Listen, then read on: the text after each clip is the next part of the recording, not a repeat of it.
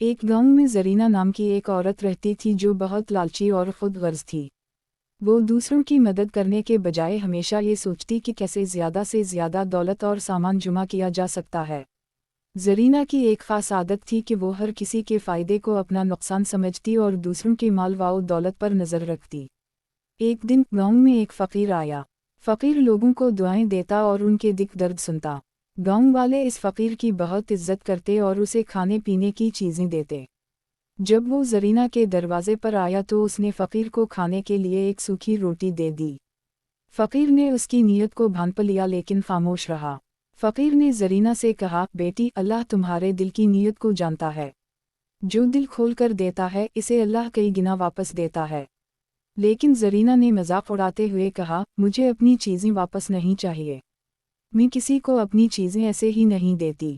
فقیر مسکرایا اور کہا، ٹھیک ہے، جیسا تم چاہو، لیکن یاد رکھو، لالچ کبھی خوشی نہیں دیتا۔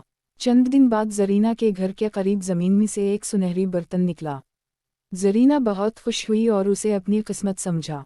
برتن میں سونے کے سکے تھے۔ اس نے فوراً برتن کو اپنے گھر میں چھپا لیا اور کسی کو نہیں بتایا۔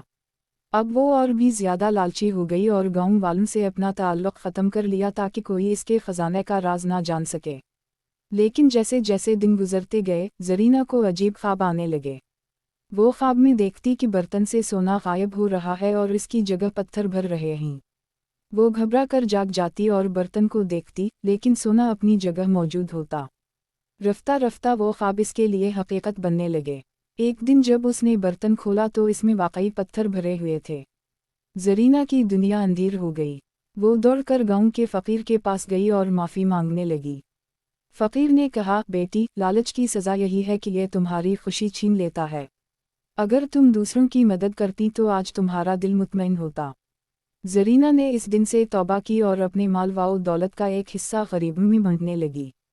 رفتہ رفتہ اس کا دل سکون پانے لگا، لیکن وہ سنہری برتن کبھی واپس نہ آیا۔ یہی لالچ کی قیمت تھی جو اسے چکانی پڑی۔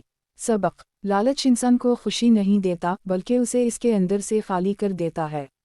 جو دل کھول کر دیتا ہے اسے سکون اور برکت نصیب ہوتی ہے۔